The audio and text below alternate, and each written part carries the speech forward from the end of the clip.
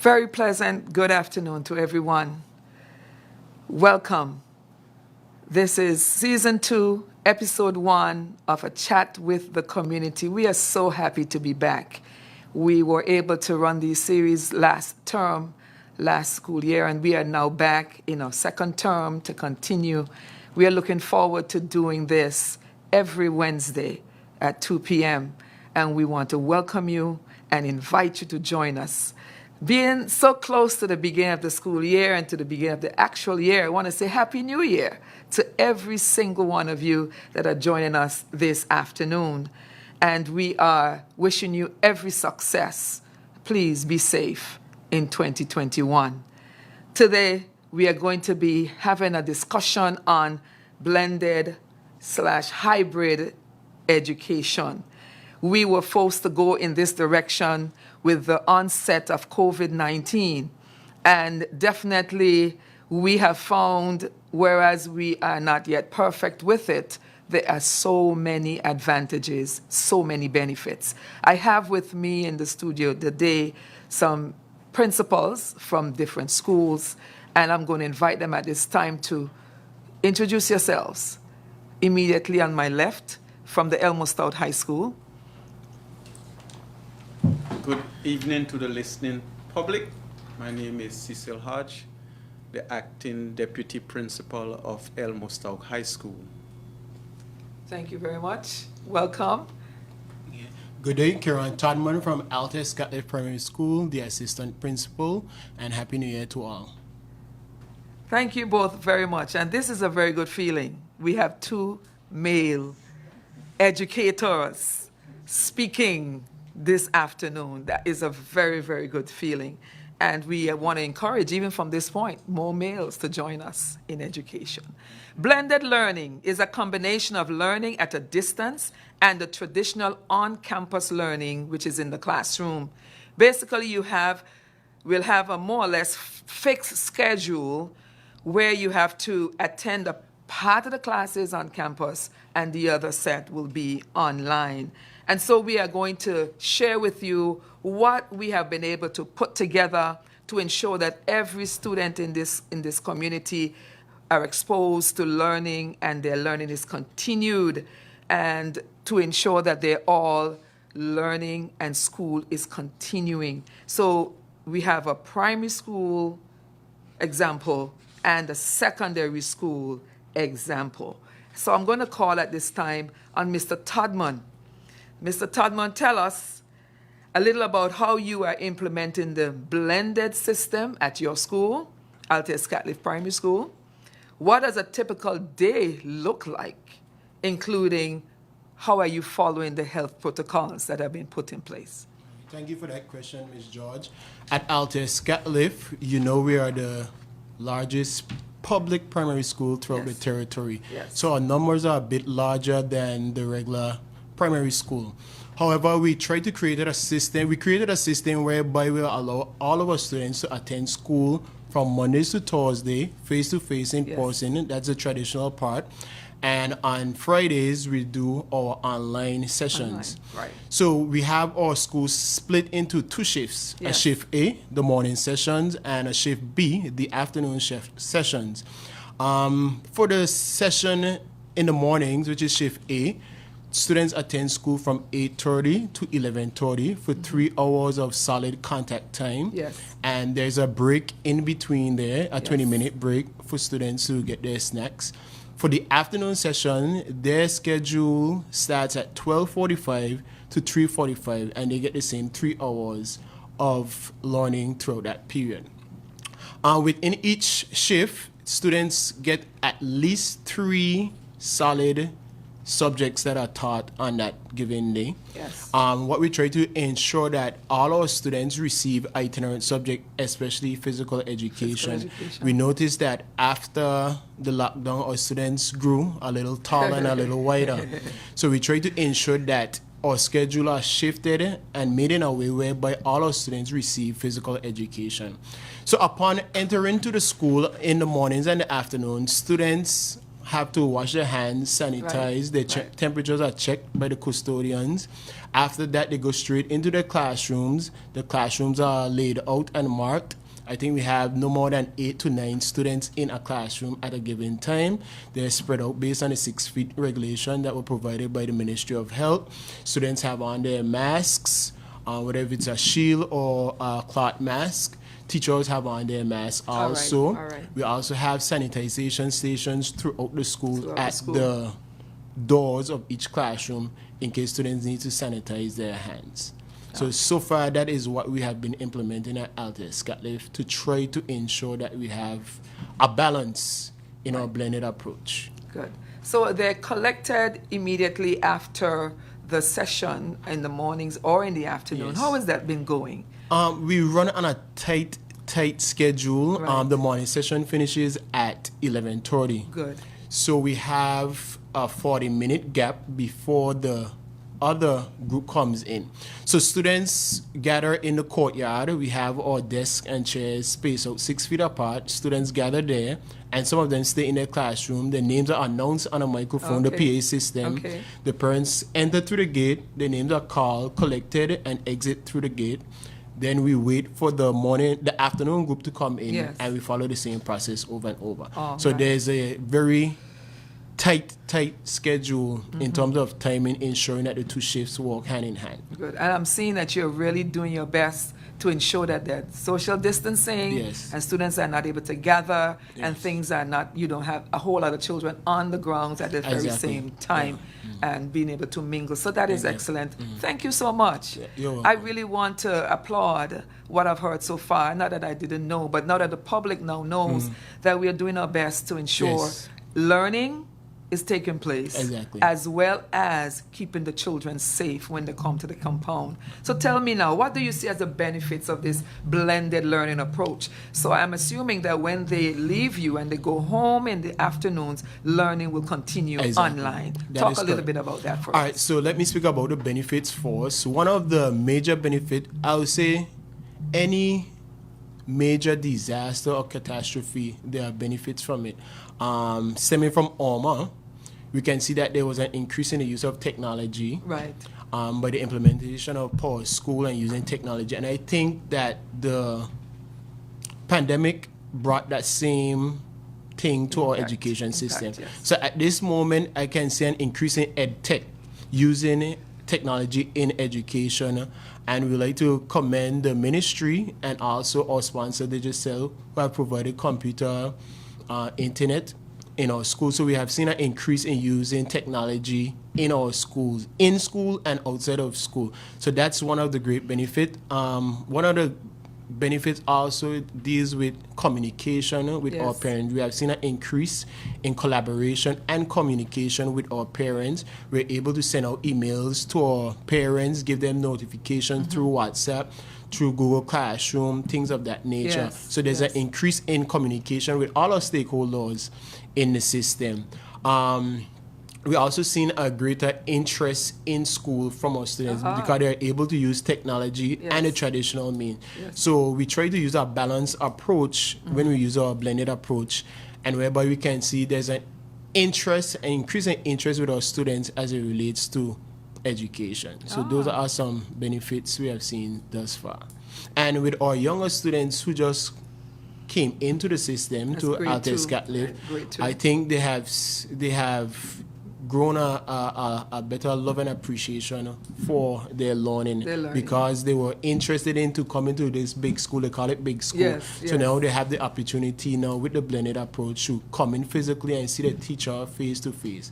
So we have seen an appreciation and love for education and the teachers in that regard. Right. I'm so happy to hear that these are the benefits that you're seeing at Altez Catleaf Primary School. And I'm sure if we had somebody else, they would have said some of the very Yes. same things, because across the territory and even region and the world, technology have moved in. Yes. In a big way in the classrooms, and we had no choice because Exactly. learning must take Must place. take- What would it be if this entire generation would have missed a year or two in their education. Yes. So we had to find a way, and I'm grateful. I'm grateful. You mentioned Digicel and one of our partners in Yeah. education, and definitely I can stick a pin here and say the public-private partnership when it comes to education, it has been phenomenal. And as a chief education officer, I sit in the chair where I am able to receive these things, and I'm saying publicly to all those who have really extended their hands to us, thank you so much. Yes. Thank you for extending your hand and telling us that you're with us in this quest to educate the territory's children. What are the students saying? Well, What are the the students saying? students are very happy. I Yes. think being locked down and staying at home for so Yes, long. yes. Humans, we are interactive beings. We like to interact. We like to socialize. So to have that opportunity now to socialize with their friends and their teachers, they're Yes, happy in that yes, regard. yes. And students at a younger age, they like to learn. Yes. And having the opportunity to sit in a class and feel like a student, I think they're grateful for that opportunity. So students are very grateful, they're happy, they're excited to come to school. They love the aspect of using both online and in person. Yes, So I think they yes, themselves, they are yes. very happy. And these gadgets that they love very are much now a part of their daily learning. Yes. And we just received some Promethean boards from the Yes. ministry, and they are over the Doing- top with them. So Yes. they are very yes, excited. yes. in And that just before we regard. started the session, we were speaking a little bit about some of the things Yes. that we have been receiving in terms of adding technology to the Yes. classroom. And the Promethean boards are there, and we have the laptops and the desktops, and more things to come as we try to really engage our students in the online as well as the in class, and being able to see the technology work. That is awesome. And are we flawless? No. No. But we are moving We're towards getting- improving yeah. as we go on. How are the teachers coping? Tell me, how are the teachers coping? They themselves are excited being able to interact with their students. Their It's not the students. same to interact online Yes, as it is yes, in yes. person.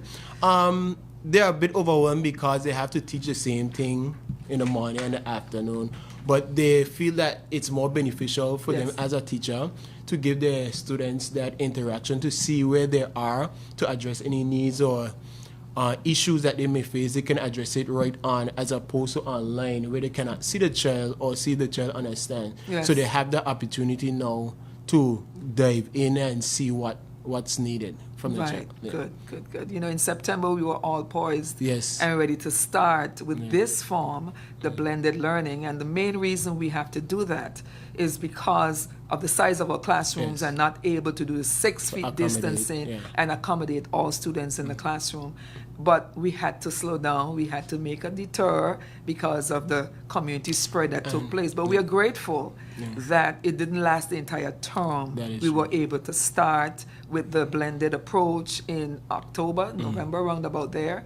And we are now building.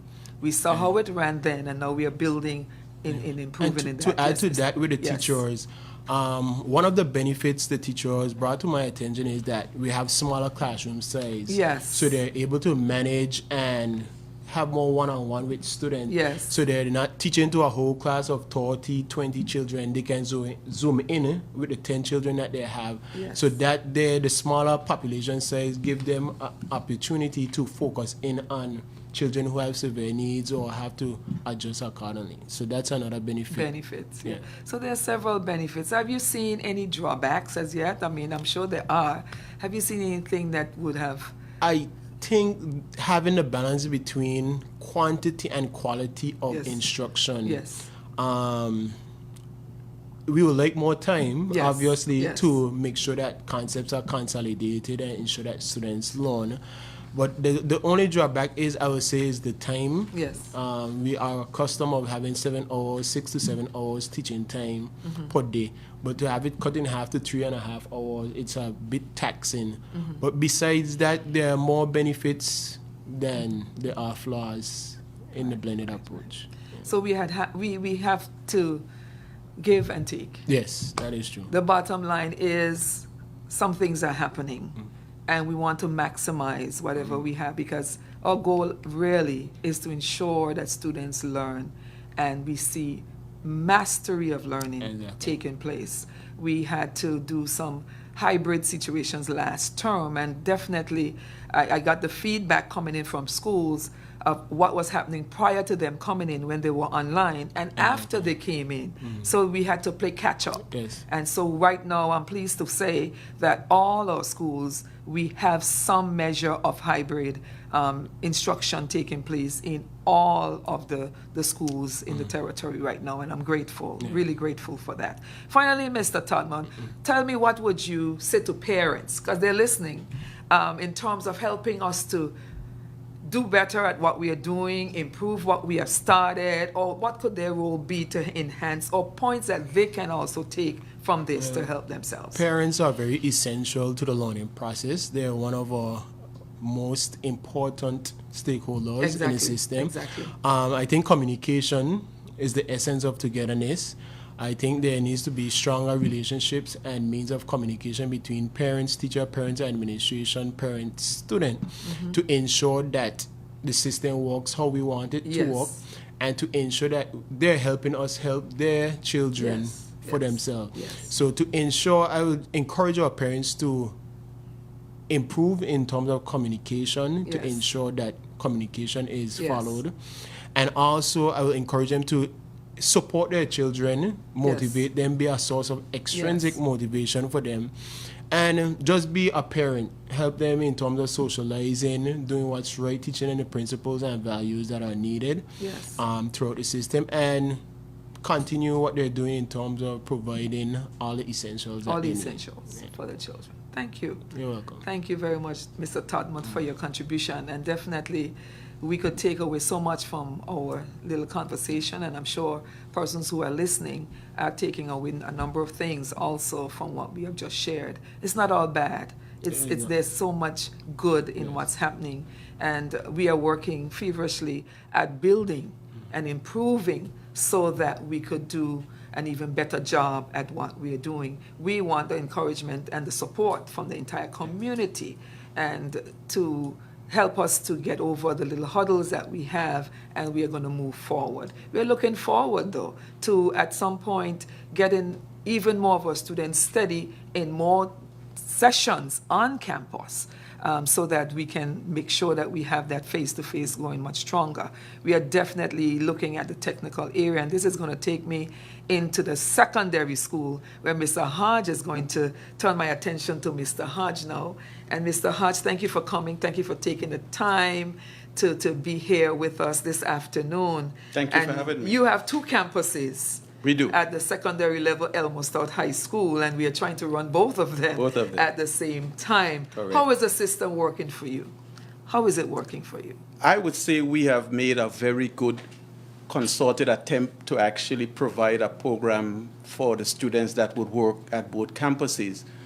At the senior school campus, which is the CTL building, we have actually split the groups into two groups. You have like 12th grade, 12A, 12B, 11A, 11B, and 10th grade, we have them as one group.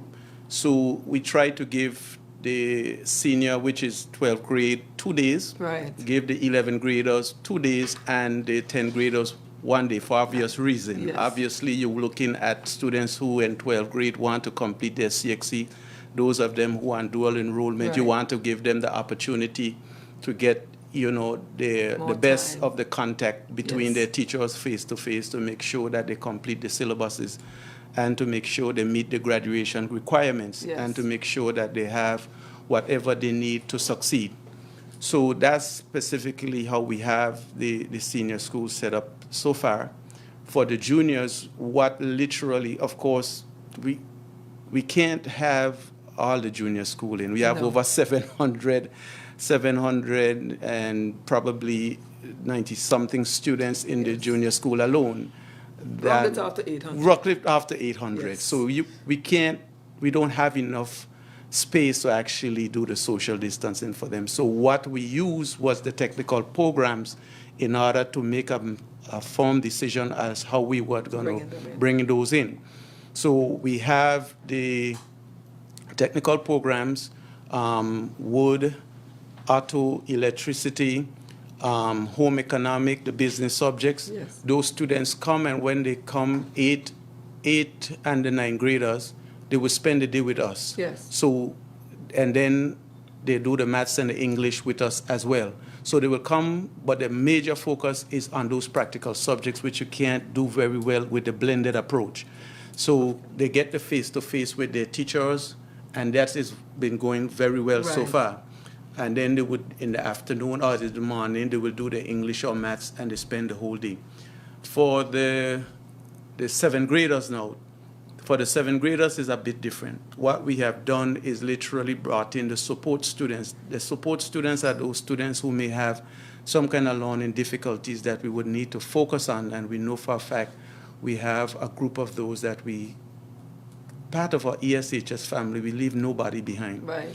And then we have a marginalized group. So what we have done is select the marginalized group, those students who may not have access to internet, don't have Right, any computers, right, don't right, have right.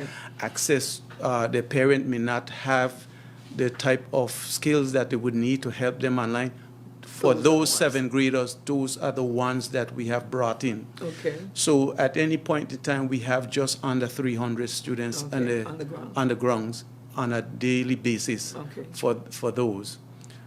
In terms, well, the blended learning itself, as you know, is a wonderful thing. All right. I see it and I foresee it that it would come one day, whether we wanted it or not. If it wasn't for a disaster, it was going to come. Yes. It's going to come because education has become very expensive. Expensive in the sense that, putting up buildings, maintaining buildings,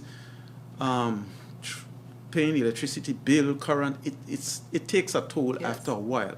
So the technology itself, in the sense of being able to set up, for example, you could have a teacher actually set up a class online in the space of a second, because once you're prepared, your lessons are online, all your learning tools are online. Online. We just spoke about a Promethean board. Those things are magnificent. All Imagine right. you have like a big cell phone in front of you, but just bigger on a Yes. wall. It having whatever you can perceive and think, it is there. Right. So a teacher can switch between the various tools and activities within a second. Teacher can give a test now and have that computer mark that test. Yes. They can tell the time that they want to open that test, close it, have those grades ready for you in seconds. So the technology is there. And what we are seeing right now is our students are learning to actually gravitate towards understanding how it works.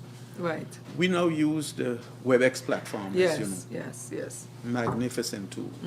Magnificent tool. We started off using it in the beginning, right after the whole COVID outbreak. Right. And the training sessions that the ministry provided was a good start. It literally gave the teachers an opportunity to understand how learning can be done using a medium where you literally practically roll out of your bed and can roll into your classroom Yes. in seconds. Yes. That was Yes. amazing. Yes. You're not leaving the house per se. Yes. You're just going to a corner in your Where you're house, or setting in up. some cases, some teachers work on their countertop, but you're just there, There, and you're right. ready to To go. go. Magnificent. Magnificent. Yes. So we have made some strides. We have made some strides. Forcefully, yes. Yes. But because we were willing, so many things fell into place. Yes. I would have to keep saying it's not perfect. It is not perfect. But we are working towards that. Right. And this is a word for the community, just to send a word of encouragement to all who are engaged, because it becomes very stressful, Yes. I know, for some teachers and even students and parents. Correct. Because things are not back to what they call normal. Normal. But we are unfortunately, we're going to have to say this is becoming our new norm. New norm. And there are many, many benefits and so much more that we can do. Yes. And so we are striving to get to that. Mr. Hodge, tell me a little bit more about how are you handling some of the challenges? I keep saying, it's not flawless. How are we handling some of the challenges? One of the things I know at Elmo Stout High School, because of your size, you said you're bringing in about 300, Yes. a little under 300.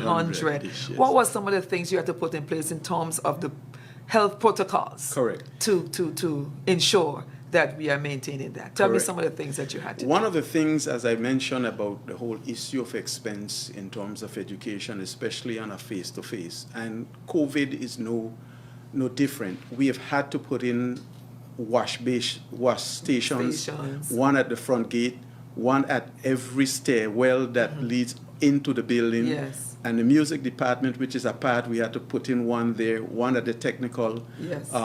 building in the back, we had to put in there. At CTL, at the front, we've had to put in wash station there. Wash stations. And if you walk into any of our buildings, you look on the corridors and walk, we have had to actually put down footprints. Yes. Which says, there's approximately 6 feet walking space between them. For the junior school, the corridors are like 6 to 7 feet wide. So what we have done is literally create one color scheme for Yes. going in one Yes. walking direction, Yes. another color scheme with footprints walking in another direction. So students who go into the left can meet those coming to the right. They have been following those very good. Yes. The next, at the front gate, what I had there was my security officers would give students the hand sanitizers and make sure they actually hand sanitize their hands before they actually come Yes. into the Yes. campus. Yes. And that has been working well. In the morning, I have a word with them and a prayer and pray, the blessing of God. I try my best to keep them safe. Yes. Every morning, we spread Yes. our hands apart and then let them go onto the building, a group at a time. A group at a time. Onto the Yes. building and into classes. And what we have done now, for every stairwell as you walk up, you would find a hand sanitizer station on the wall. So it's just easy for them to walk. As you walk up the steps, they're right there. Yes. And you just press them and Yes. they're where they go. Yes, That yes, was yes. fine. What we have done, because Elmo Stout have so many classrooms, we don't allow students to eat in the building. Right. Because that would mean it would take us all day to sanitize each room. Right. So what we've done, we have 2 tents. We've created a small mini kind of dining area. Yes. And then my security observe them. They have to keep on their masks at all time. So they come down, they would eat, get up from there, then move to another section of the tents where we have some chairs that they spread out from each other and able to move Just and then let another group come in. in. So Right. but in terms of the lunch for the seniors, they are not allowed to leave the campus. Once Right. you're in, Right. you're in. You're in, Yeah, yes. you can't leave. Once you're in, you're in. So what we do now for the seniors, they're allowed to order their lunch in from the evening before.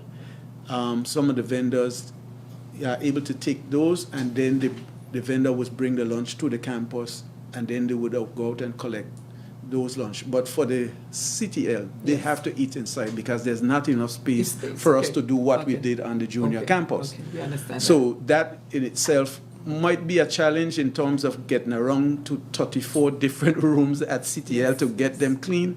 But at the end of the day, they're the seniors, and we have been having their assistance in terms of them helping to keep it clean. So that has been good. The juniors, they are not allowed to actually go back up onto the floor until 1. So when that time comes, because it's about 300-ish, and we normally just accommodate, well, this campus could accommodate when it's functioning the 1,400. Right. But 300 we can actually control in the courtyard. Control, They sit yes. down in a socially distanced that they Yes. can, because we do have students who it is literally tend to want to socialize, and you have your security will have to tell them that's sometimes Alright, the challenge alright. because they want to socialize. Right. But you find that they're understanding it as we go, Yes. and they're understanding how serious it is. And one of the things we like to understand is that the sunlight tends to be very good for them. So we tend to space them out and have them to understand vitamin D is very good. So Yes. that tends to work very well. Right. And then we let them onto the campus, a group at a time. that works as well. Wow. Noise, the whole Wow. chatting. I think I Wow. had some education officers came by the other day. They didn't realize that the school The was school in. was in session. So- I've been there. I've been there. And then them I said to myself, wow, Yeah. if there's no other benefit, this is one. Yes. That we have such a very good control. And Control. students. I have to say, I did not see one child, Outside. one student without a mask. mask. They are really Yep. following the Following. protocol. They're keeping their Just distance, distance. even when they're chatting. Chat. Because I walked up, Yep. and they were talking, but they were Well, not just on not each other. They had their distance in between, and I'm like, wow, this Bro. is good. So this is one thing that we are definitely seeing Yes. as a benefit, As and a the children benefit. have learned some discipline Yes. in the whole process. Yes. Ms. Hodge, thank you so much. Just one last Wonderful. thing, Yes. parents. What are you going to say to the parents as they try to help themselves with this whole process? And I know many of them are saying one day, only one day, they're bringing the children out. But boy, Yes. we have done the Yes. best we could. Yes. And we're hoping that we are maximizing that day in such a way that the children can have 4 days at home, yes, Yes. but it's 4 days where they have good direction. Correct. And able to move forward with what they need to do there. Correct. What can you say to the parents? What I would say to parents, I say to my students every morning, especially when I meet with the juniors, listen to me. Change is inevitable. It's not going to go away. Yes. This whole issue about COVID has, if anything, it has taught us that we who as teachers, principals, have to understand the traditional mode of education has now been decimated. What we now want our teachers to understand, we have to help our students learn how to learn. Yes. The days of when they saw us as the fountain of knowledge being poured out, like turning a tap and the students are there like sponge sucking up, those days are gone. Our students now are going on to the technology, searching things that we never thought that we would be able to search about information as it relates to what we would have taught them. And some of them, they would challenge you in the classroom and say, but I read this and this. Right. What do you think? Yes. So no longer can a teacher just walk into the class and just put something on the board. You Right. would certainly have students who Yes. it is now asking you questions. So as parent, we have to understand. You as a parent have to understand that students are now becoming more technologically literate, and you now have to help them with that. And don't be afraid. Ask them to help you, because I myself sometimes just have to ask them to help me with certain things. I remember I have community service. Students come, I couldn't even get some of those hand sanitizers work. I just walked to one student, you figure out how to open this, you figure out. But in 3 minutes, one of them had figured it out, and we were able to put up all 12 of them in seconds. So for parents, I am saying to you, the technology is there. I know I have some parents who it is saying that they don't want their children online, but don't be afraid of it. Don't be afraid of the future. It is there. Embrace it, and I challenge you. These students will rise to the occasion. Yes, definitely. Don't give up on that. Mr. Hodge, thank you. You're most welcome, man. Thank you. As we're wrapping up, we are going to come back and you'll say something in closing, but you did an excellent job in letting us know that Elmo Stout High School is up and running. Up and running. And we are doing the best, the very, very best Very that best. we can. Now, we were joined by one other person in the person of Miss Atterbury. When she walked in, I was grateful to see her. And the main reason I'm grateful for this is because we always want to let the private schools know you're part of the package. We cannot do without you. So we have two gentlemen from the public school system, and we invited one person from the private school setting so that we could hear and the public can hear also what is happening with the blended learn approach in the public school. Ms. Atterbury, welcome, and thank you for coming. Just tell us which school you're coming from. I'm Dorothea Atterbury, principal for First Impressions Primary School. First Impressions Primary School. We are grateful to have you, and thanks You're welcome. for the work that you do. Thank you so much. Ms. Atterbury, tell us, how have you implemented the blended learning approach at First Impression? Well, at First Impressions, I'm just going to speak for this academic year. Yes. This academic year, we began online learning in September. Yes, like everybody else, yes. And after we got inspection, yes, we brought the children in. So we Yes. are there full day, every day. right. And what happens is we do not want the children to miss out on anything that they have learned over the year and to September.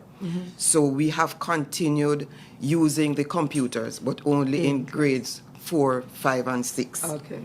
And what happens is from time to time, they are given work in the Google Classroom, Right. and they have to complete it and send it in to us. Yes. So they are doing it in the class, and we are observing just there as a guide, and then when they are complete, they will send it in to us. Yes. Interesting. Yeah. Interesting. So you're doing the blended and using the technology in the classroom. Right. I'm happy to hear that you're still doing the Google Classroom Yes. because we want to really keep that as a part of what we are going to be doing. How has it been benefiting the school, the whole blended learn approach, and seeing more technology come into play? Tell us. Well, first of all, with the COVID, the children are sectionalized. Yes. So we normally have staircases that anybody could go. So the staircases are now allotted. So everybody knows where their task is, Okay. where they have to work. And what happens is the children, they come with their computers daily. Okay. And sometimes they might not use a Google Classroom for the day, but during science, they were taught during last academic year how to go on to find information. So now you just say to them, we want to find something on even the inauguration of President Joe Biden. And they said, where do we go? I say, well, go to Google. Right. And then if they don't see what they want, I say, well, let us try YouTube. But what happens is they are guided. Yes. So they do not do it alone. And Okay. they do know that once the computers come to school, they don't belong to them. They belong to the teachers. So they have to get the teachers' permission in order to get onto the computers. Okay. And sometimes they would normally borrow my phone during the course of the day to use as a dictionary. So I said to them, but let us use Google because they have, so they might say, can we go on to use it? So I say, fine, go on. So we try to use it in every subject area. Okay, good. So you're keeping the technology going, Yes. even though the students are able to come in Right. every day. We do have some of our primary schools where students are in every day, but we are insisting that the technology remain Right. with the process. Because and the not- other day they did, when my grade 4, they were looking at life cycles. Okay, And I say, I'm not going to teach life cycle. You are going to do it. You're going to go to open up a Google slide, and just as how you were taught to do the animation, you are going to do it, and then you come in and you show it to us, and then you are going to teach a class based Yes. on what you have found. Yes. And they did a pretty good job. Some of them had everything on one slide. Right. So I had to say to them, no, it cannot work like that. So what you're going to do is go back home, and then you're going to get them on different slides Yes. so that the other things can come in. And then you can sweep in one and then fade in another and so on. And they did a good job. and so you're seeing that by the time they get to us in the secondary Right. area, they would have learned all of that skill already, and we won't have to be teaching that. Right, We have right. to find other things to teach. And so, like Mr. Hodge mentioned earlier, teachers are quickly becoming just facilitators of learning. And this is where the 21st century education is and has moved to quite some time. Has taken us this long to move away from all the chalk and talk and giving the book of notes and Yes. all of that. But it is for such a good benefit. But to piggyback on what Mr. Hodge said, Yes. I remember when we started I insisted that we have to use Google in the classroom. I didn't know how to tell them how to send the information to me.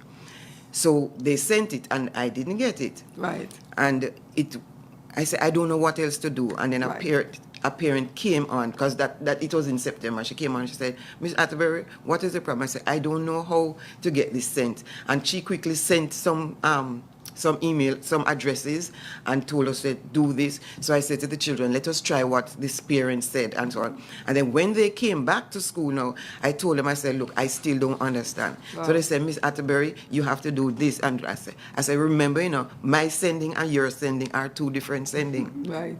So they were able to help each other, and they were able to guide me in order to send my replies back to them. So we are teaching each other as we go along.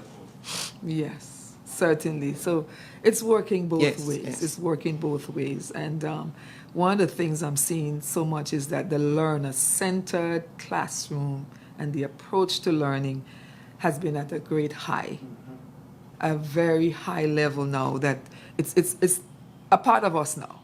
It's no longer the teacher-centered approach, but Yes. more the learner-centered approach because of our need or use of online and the Yes. classroom involvement. So tell us a little bit about the protocols that you have placed in position up there to ensure. Well, there are two gates two entrances to the school, Right. and the primary school uses one entrance, and the preschool, nursery, and daycare uses the other entrance. Okay. Then there are two staircases. Yes. One is at the back, one is at the front. So the primary students, grades 2 and 4, will use one staircase, and grade 6 will go to the back, use the other staircase with the preschool. Yes. And the kindergarten, grade 1 and kindergarten, they are on the flat. They don't have to take a staircase, so they know exact. So signs are put up, so you know exactly where to go. And parents know that they cannot come up to go to any of the You don't have to allow classes. children Right. to come to the teachers. So as they come in the mornings, they have their temperatures checked. Yes. Then they sanitize and they move to their classrooms. Okay. When they get to the door, they have to take off the shoes because no shoes go inside the classroom. Really? No, we don't go Wow, inside the okay, classroom, neither okay. teacher nor students. Okay. I think some of them were happy for that because during the course of the time prior to COVID, they would always be taking off their shoes and you say, put on your shoes, Mrs. George, keep on your shoes. No, they don't have to. Okay. So some of them will carry a slipper and wear it inside. And so as soon as they get to the door, they take it off and put on the shoes and get outside. Okay. Okay. When they go out to play, they know that there's a wash basin downstairs. So they either wash down there or as they come up, they wash in the bathroom and come back to the class. So, right. yes. All right. Right. That's Yes. good. That's very good. And you know what I have been seeing, and one of the things that we had to allow to happen was the individuality in a lot of the schools, because what worked for me in Althea Scatliff may not work in Elmo Stout. And it's interesting how you were able to carve your package out to accommodate your students, depend on your space that Yes. you have. Yes. And that's incredible. That's incredible. So I'm going to go back around the table again and just ask you to give us one thing as you wrap up your presentation this afternoon. It has been a good talk, a good discussion, informing and allowing the public to know how we are doing this in the classrooms. I would have to say it's not easy.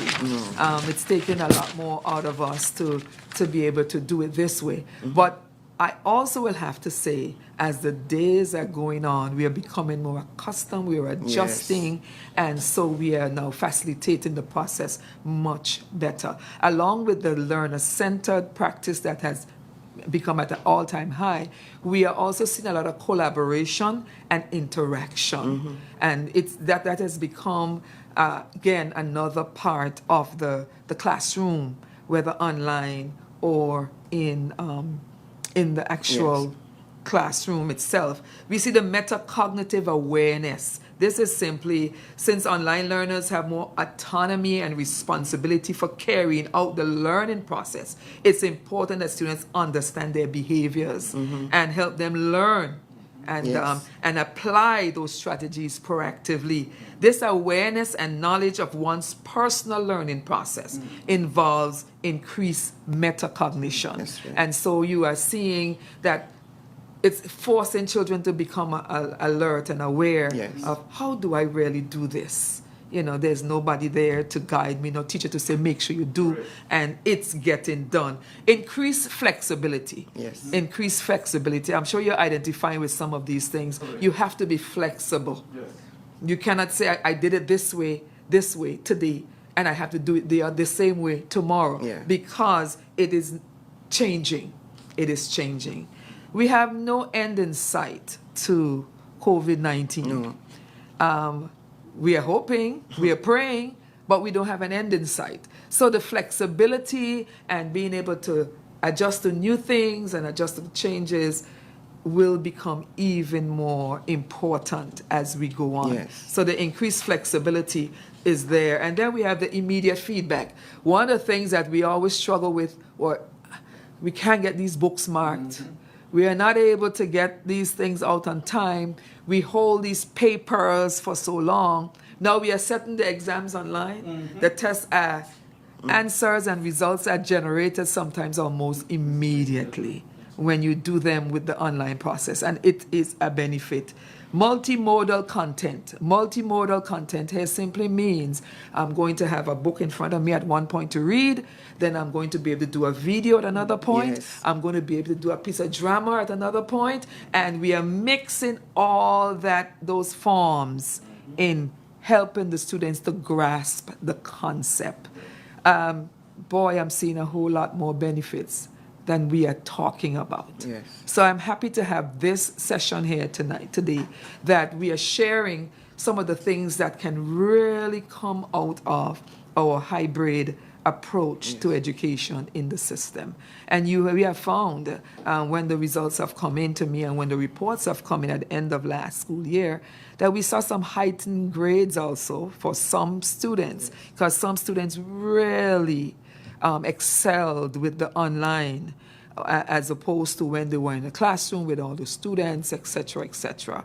And we are grateful again for us being able to discover that there are those students who may do well with that individual setting, and it's something that we have in our view. So as we bring the program to a close, and we have been speaking about hybrid learning in class and online, we have been forced to go this way because of the COVID-19 experience, but we are trying to show that there are so many benefits to what we are doing. It's not perfect, and we are working towards that.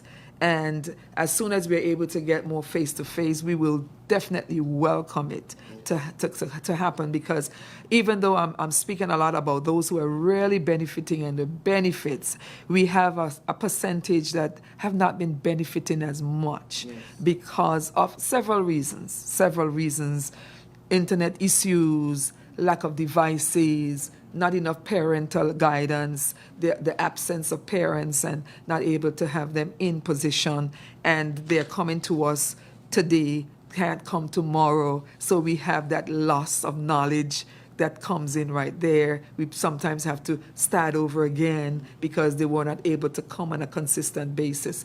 But we are making the best of the package. So Mr. Todman, say something to us as we close. What would be your selling point? What would you send home to students, to parents, to the community when it comes to hybrid learning? To our parents, I will encourage our parents to be active participants in a child's learning.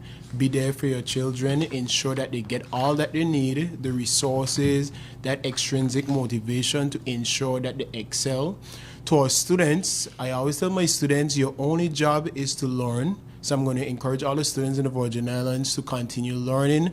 We want you all to be active citizens, good citizens in our country. That's the reason why we're educating you and socializing you, to ensure that you become active and productive citizens.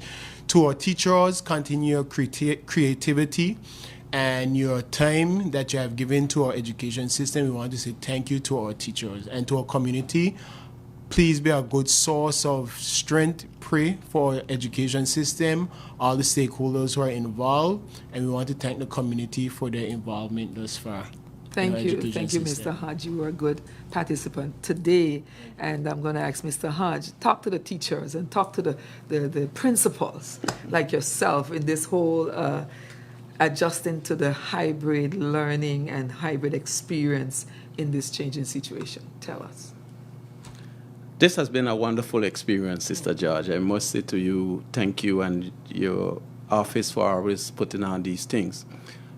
The whole concept of education is mushrooming to a level that we never anticipated. Yes. We know it was coming, but nobody anticipated that it would have to be fast-tracked and ramp up and amplify to this where it have.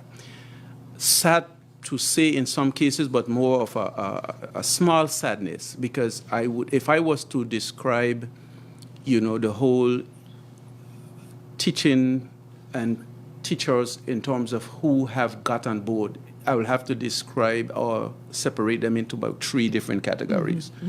Those teachers who were doing it before, because there was teachers who literally have never actually had already have it down pat. In other words, even from when we began actually teaching, I started teaching in 1989. At the end of the day, you had persons who was using Excel spreadsheet, using technology to do things within their classrooms from then. So they were just technologists in and out of the classroom, and no matter. You have those who are there. Those who are in between, who you would have to train, and they would get it and just run with it. Yes. Lovely. But then there is a group who it is, certainly we know for a fact, really and truly, they would have said, listen to me, this is not my era. And at the end of the day, we certainly know that they would struggle with it. And those you have other teachers who are helping, but we know for a fact that they would certainly not be motivated to really work to the efficient level that we would want to have. So what you would say, roughly speaking, somewhere between 90% of your teachers would certainly either be in the super category, and those who it is have trained and would get it. Yes. And those who others, for a fact, we would certainly in the future probably be looking for teachers who it is because they would certainly eventually decide that this is moving at a different for them. Yes. So I would say to those teachers, continue to actually strive for excellence, and that used to be a motto that El Mustawq High School expunged, and we certainly continue to expose that motto. We always strive for excellence is our goal, and we would stop at nothing. It is the largest public secondary school, and we have always seen ourselves as a giant, and we don't sleep. We are always looking for ways to improve. And I mean, us with internet, we literally find ways. We have some of the most well-trained people in school, and they're always looking for ways to improve. So those teachers who we know for a fact, we continue to encourage them to do what they're doing. Principals, what I would say to my principals, and this is principals, both my colleagues, both private and private and public. The future is there for our students to take. We ourselves have to understand that COVID is here to stay, and the possibility of us not being face-to-face for years to come. So therefore, we ourselves have to learn. Many of us literally have taken on board the whole technology and is running with it, and it's certainly seen the benefits of it. Right. It has made many of our life easy. Like I said to Miss Penn Rogers, I remember when she first set up my Google account, I used like probably 25% of it. And now I realized that this thing is so marvelous with all of the different paths to it. I mean, I remember she's in our home, she's typing, we could be working on the very same document, Ms. Garraway in her house, and we both working on one document together simultaneously, changing and editing. I'm like, this is magnificent. Wow. So that's just one aspect of it. And in terms of being able to analyze students' grades in terms of looking at data, one of the things we have decided to do is to use data to drive how we help our students who have actually either not meet the standards that we want them to meet. We are now using the data to help us to improve. So principals, the tools are there. Yes. It is for us now to get involved and use those tools for the benefit of improving our students' learning. So on behalf of Ms. Garraway, my principal, and the other administrative officers, Ms. Penn, Ms. Parson, Ms. Penn Rogers, and the whole ESHS family, we thank you so much for this opportunity to tell our story and to continue striving for excellence. Yes. Thank you, Mr. Hart. Thank you so much. Finally, I'm going to ask Ms. Atterbury to give her closing remarks to the community and let us hear what would you say to the community as we strive to use a hybrid approach in our schools? Well, the hybrid online learning is not specific to the BVI. No. It is something that is worldwide. So the community will have to learn to adjust to, Yes. just as how we teachers and the students and the principals and you, the education officers, you have adjusted, you have helped us to adjust. And I'm saying to them, well, we are here to help you to adjust. Yes. And you have our students Yes. because they come to you nightly. So find out from them what is being done. Don't be afraid for them to teach you because they are teaching us. Yes. And come in and ask if you find that there is a problem, if you don't understand. And we could set up, little seminars and workshops for them so that they are able to do it. And some of them from the community, they are already accustomed to be working with computers, so they could come in to Yes. give us some of their knowledge, so that we are because some of them work in institutions where they are here in the BVI, but they are holding meetings all over the world. So they could come in and help us to say, okay, this is another way you could do it, so that everybody is helping everybody. We are trying to form a unit. Yes. So we can't have the community by itself, the teachers by itself, the students. So we have to learn to come together Yes, and thank just you. ask the community to pray for us. Yes. Because we need the prayer to go on. Yes. Don't give us too many negatives, but just whenever you find that there is something negative, come in and ask. Give us a solution And to. yes. Yes. And we are open and We are willing open. to We are open. take it.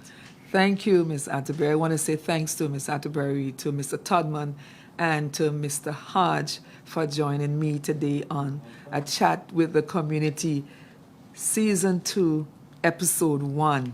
And no better way for us to begin by saying or letting the public know how we are managing on the campuses. This year, we chose a theme, Educating All in Changing Times. And this is our second term, and we are endeavoring to do just that. We have been extending ourselves to the community have been extending themselves to us so that we could get devices in place, internet improvement. We have been expounding funds, and we have been moving forward to ensure that we are going to reach every single child in this school year. And the blended learn approach has been taking root. It's with us. This is where we have a combination of learning at a distance and the traditional on-campus learning in the classroom. It is growing, and we are making some strides. I really want to thank everyone for joining us today. But before I go, I have some bulletins that I want to share with the community of what's happening in the Ministry of Education, Culture, Youth Affairs, Fisheries, and Agriculture. January 4th, we began our registration process for the 2021-2022 academic school year. Persons seeking to have students placed in the Virgin Islands education system, and I can't stress this enough, are notified that the registration process began. And we will go until April 30th, and we will close for our first early bird registration process. Applications forms can be collected from early childhood centers and the Ministry of Education, third floor ward building. We are also giving you the opportunity to download the form from the government's website. Parents are encouraged to pay close attention to the registration period and submit applications for placement on time. Secondly, I want to say that we did a year in review 2020 amidst all that was happening, change of plans and alterations of what our agenda was supposed to look like. We were still able to do so much in the Ministry of Education, Youth Affairs, Fisheries, and Agriculture. And the video is a chronological compilation of the various events and achievements from 2020. To view the full list of achievements and events in 2020 year in review video, visit the government's Facebook page at BVI Government. We want you to take some time to look at that. And again, we want to thank everybody who assisted us in being able to achieve the things we were able to achieve in 2020. And the bulletin number 3 gives me great pride, and my heart is actually very, very full when I speak of local author Lucinda Gordon, in collaboration with the Department of Culture, will be launching her book, My Shattered Life. And this will take place on Tuesday, January 26th, Central Administrative Complex, Breezeway, at 5 p.m. Miss Gordon is one of our teachers, and I'm sure we can remember a little bit of what happened with her. And she turned her story into something that can help somebody else. And she entitled the book, My Shattered Life. The event will also be posted on the government Facebook page. We're inviting you to tune in and to see the launch of this special event. We want to congratulate teacher Lucinda for making this step and journaling her life, as she's called it, a shattered life. But I'm sure it's going to be a benefit to so many people. We have experiences. We turn these experiences into stepping stones to help somebody else. With those words, my name is Connie George. I'm the Chief Education Officer in the Ministry of Education, and it gives me great pleasure to always come and to share with you. All that we do in the Ministry of Education is to really ensure that our students are going to be able to matriculate and be a part of the top 10 percentile, not only in the BVI and not only in the region, but in the world. We are preparing children to be global world changers, and we are doing the best that we can. We have many, many objectives and goals in mind, but the number one is that our students will master and have a firm foundation on which they can build as they grow and as they move on to build their life. They are our future in this territory, and we understand that with every part of our being. I want to challenge everyone. Always bear that in mind. Our goal is to help our children. Talk with us, show us how we can improve where necessary, work along with us so that we can bring the necessary results that we are looking for. I do not do this alone. In the Ministry of Education, I have an excellent team that's working along with us in the ministry, and I salute every single one of them this afternoon in this broadcast, and as always, telling them thanks for the work that they do to ensure that when the schools open, things are going to happen in these schools. Minister of Education, Dr. the Honorable Natalio D. Wheatley, thank you so much for the work that you do. And my permanent secretary, Mrs. Carolyn Stout-Igre, grateful for all the support that you've been giving to us in education. With those words, we bring our chat with the community to a close, and I say I will see you next Wednesday, where we will bring you another excellent program bringing out the positive things in education. Thank you so much.